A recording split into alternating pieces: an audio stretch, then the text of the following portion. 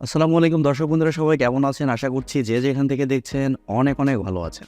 দর্শক বন্ধুরা, ফাইনালি বাংলাদেশের মার্কেটে অপ্পোর নতুন একটি ফোন আসতে যাচ্ছে, তাও আবার মাথা নষ্ট করা পাগলা দামে। দেশের বাজারে আগামীকালই লঞ্চ হচ্ছে Oppo A78 4G। আর এই ফোনটির হাইলাইটেড বিষয় হচ্ছে ফোনে থাকছে AMOLED ডিসপ্লে এবং আরও থাকছে Qualcomm Snapdragon 680 চিপসেট। পাশাপাশি থাকছে 50 মেগাপিক্সেলের ক্যামেরা সেটআপ। আর দেশের বাজারে এই ফোনটির প্রাইস হতে পারে 29 থেকে 30,000 টাকা। তারপর আপনার ডিসক্রিপশন বক্স একটু চেক করে নেবেন। আর আজকের এই ভিডিওতে এই ফোনটি সম্পর্কে আমরা বিস্তারিত আলোচনা করব, জানার চেষ্টা করব ওভারঅল এই ফোনটি কেমন হবে। সো চলুন আর বেশি কথা না বাড়িয়ে শুরু করা যাক আজকের ভিডিও। আর ভিডিওটি ভালো লাগলে ভিডিওতে একটি লাইক দিবেন এবং ভিডিওটি বন্ধুদের সাথে শেয়ার করবেন। প্রথমে যদি আমরা এই ফোনটির ডিজাইন এবং বিল্ড কোয়ালিটি নিয়ে কথা বলি, তাহলে এই ফোনটির ডিজাইনটা খুবই সুন্দর করা হয়েছে, একেবারে প্রিমিয়াম ক্যাটাগরির। ফোনটির ব্যাক সাইডে এবং ফ্রেমে থাকছে প্লাস্টিক, আর ব্যাক সাইডে থাকছে দুইটি ক্যামেরা, ঠিক তার নিচে লেখা থাকছে ইনোভেটিভ এআই ক্যামেরা। আর অনেস্টলি বলতে গেলে ফোনটির ডিজাইনটা কিন্তু খুবই সুন্দর করা হয়েছে, আপনারা স্ক্রিনে দেখতেই পাচ্ছেন। আর পোর্টস অ্যান্ড বাটন হিসেবে এই ফোনটিতে আপনারা সব ধরনের পোর্টস অ্যান্ড বাটনও পেয়ে যাচ্ছেন, যেমন 3.5mm headphone jack, type C slot ইত্যাদি। আর এছাড়াও থাকছে ডেডিকেটেড সিম কার্ড স্লট, অর্থাৎ এই ফোনটিতে আপনারা দুইটি সিম কার্ডের পাশাপাশি একটি মাইক্রো এসডি কার্ড ব্যবহারের সুযোগ পাচ্ছেন। আর ফোনটি মার্কেটে দুইটি কালার ভেরিয়েন্টে পাওয়া যাবে, একটি হচ্ছে মিস ব্ল্যাক এবং আরেকটি হচ্ছে অ্যাকোয়া গ্রিন। ফোনটির সামনে আসলে আপনারা পেয়ে যাচ্ছেন একটি ফুল ভিউ ডিসপ্লে, যার উপরের অংশে বাম সাইডে পাঞ্চলের মাধ্যমে বসানো থাকছে সেলফি ক্যামেরাটি। আর পাঞ্চলের সাইজটাও মোটামুটি ঠিকই আছে, তবে ডিসপ্লের মাঝ বরাবর পাঞ্চলের মাধ্যমে সেলফি ক্যামেরা প্রোভাইড করলে একটু বেটার হতো। তবে ভালো ব্যাপার হচ্ছে ফোনে থাকছে ইন ডিসপ্লে ফিঙ্গারপ্রিন্ট সেন্সর, যা যথেষ্ট ফাস্ট এবং অ্যাকুরেট। আর ডিসপ্লের চেন বা বেজলও যথেষ্ট ন্যারো রাখার চেষ্টা করা হয়েছে, তবে লোয়ার চেন আরেকটু ন্যারো হলে বেটার হতো। এই ফোনে ব্যবহার করা হয়েছে 6.43 ইঞ্চির একটি অ্যামোলেড প্যানেল, যা ফুল এইচডি প্লাসের একটি ডিসপ্লে এবং আরও থাকছে 409 পিপিআই ডেন্সিটি। পাশাপাশি থাকছে কর্নিং গরিলা গ্লাস 5 এর প্রোটেকশন। এই ডিসপ্লেতে ব্যবহার করা হয়েছে 90 হার্টজের রিফ্রেশ রেট এবং আরও থাকছে 430 নিটস ব্রাইটনেস।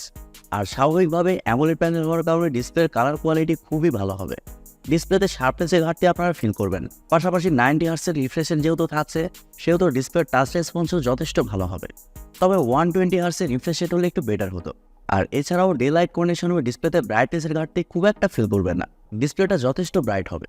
ওভারঅল অপ্পো এই ফোনটিতে ভালো ডিসপ্লে প্রোভাইড করেছে, তবে প্রাইস অনুযায়ী ডিসপ্লেতে 120 হার্টজের রিফ্রেশ রেট থাকলে একটু বেটার হতো। ফোনটির সফটওয়্যার এবং পারফরমেন্স নিয়ে যদি আমরা কথা বলি, তাহলে এই ফোনে থাকছে অ্যান্ড্রয়েড 13, যার ব্যাকএন্ডে থাকছে কালারওয়েজ 13.1। তবে স্যাডলি এই ফোনটিতে চিপসেট হিসেবে থাকছে Qualcomm Snapdragon 680, যা একটি 4G চিপসেট। আর এই চিপসেটটি মূলত 6 ন্যানোমিটার আর্কিটেকচারে তৈরি করা এবং জিপিইউ হিসেবে থাকছে Adreno 610। আর Qualcomm Snapdragon 680 চিপসেটের আন্তত স্কোর 2,50,000-এর আশেপাশে, যা প্রাইস অনুযায়ী মেনে নিতে একটু কষ্ট হবে। তবে যারা ডে টু ডে ইউজ করার জন্য ফোন নিতে চায়, তাদের টার্গেট করে এই ফোনটি কিন্তু আনা হয়েছে। এই ফোনটি থেকে আপনারা একটি স্টেবল পারফরমেন্স পাবেন, পাশাপাশি মাল্টিটাস্কিংও খুব ভালোভাবে করতে পারবেন এবং গেমিং এক্সপিরিয়েন্সও মোটামুটি ভালো হবে। তবে একেবারে হাই এন্ড গেমগুলো এই ফোনটিতে আপনারা হাই সেটিংসে প্লে করতে পারবেন না, তবে লো এবং মিডিয়াম সেটিংসে ভালোভাবে প্লে করতে পারবেন। তবে আবারও বলছি, এই ফোনটি কিন্তু গেমিং ফোন না। আর 15 থেকে 20,000 টাকা বাজার সেগমেন্টের ফোনেও এর থেকে ভালো চিপসেট কিন্তু অন্যান্য ব্র্যান্ড প্রোভাইড করে। ফোনটি দেশের বাজারে একটি অথবা দুইটি ভেরিয়েন্টে আসতে পারে, সম্ভবত একটি ভেরিয়েন্টে আসবে 8GB র্যাম 256GB রম, যার স্টোরেজ টাইপ হিসেবে থাকছে UFS 2.2 এবং র্যাম টাইপ হিসেবে থাকছে LPDDR4X, যার কারণে ফোনটি রিড অ্যান্ড রাইট স্পিডও কিন্তু যথেষ্ট বেটার হবে। আর 8GB র্যামের পাশাপাশি ফোনটিতে আরও 8GB র্যাম এক্সটেনশনের সুযোগ পাচ্ছেন।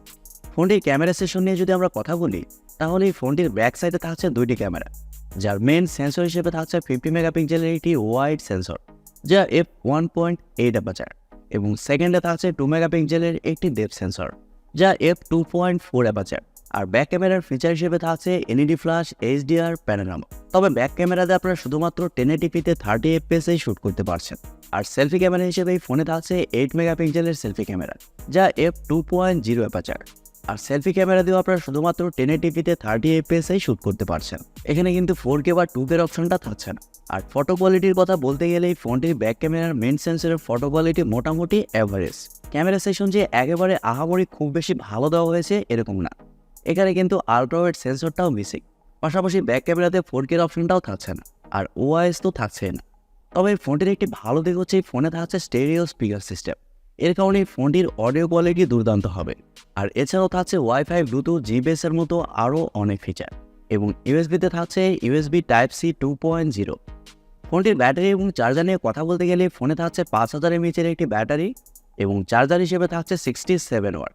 আর এই চার্জার এই ফোনটিকে আপনারা 40 থেকে 45 মিনিটের মধ্যে ফুল চার্জ করতে পারবেন। আর ফোনটিতে যেহেতু পাওয়ার এফিশিয়েন্ট একটি চিপসেট ব্যবহার করা হয়েছে, এর কারণে ফোনটিতে ব্যাটারি ব্যাকআপ খুবই ভালো পাবেন। নর্মালি যে ফোনটি আপনারা 1.5 থেকে 2 দিন খুব ভালোভাবে চালাতে পারবেন। আর আপনি যদি হেভি ইউজারও হন, তারপরে ফোনটি আপনাকে সারাদিনের ব্যাটারি ব্যাকআপ অনায়াসে দিয়ে দিবে। ব্যাটারি ব্যাকআপের জন্য এই ফোনটি খুবই ভালো হবে, এই কথাটি আগে বলে রাখছি। দর্শক বন্ধুরা, এবারে কথা হচ্ছে এই ফোনটি আসলে ওভারঅল কেমন হবে। প্রথমে বুঝতে হবে ফোনটির প্রাইস কেমন হবে। এই ফোনটির প্রাইস মিনিমাম 28 থেকে 30,000 টাকা হবে। আর এরকম প্রাইস পয়েন্টে যদি ফোনটির ভ্যালু ফর মানির কথা চিন্তা করেন, সেক্ষেত্রে এই ফোনটিকে কোনোভাবে ভ্যালু ফর মানি ডিভাইস বলা যাবে না। তবে হ্যাঁ, অনেকেই লুক দেখে ফোন কিনেন, যে ফোনটির ডিজাইন সুন্দর, ডিসপ্লে ভালো, তাদের জন্য এই ফোনটি ঠিক আছে।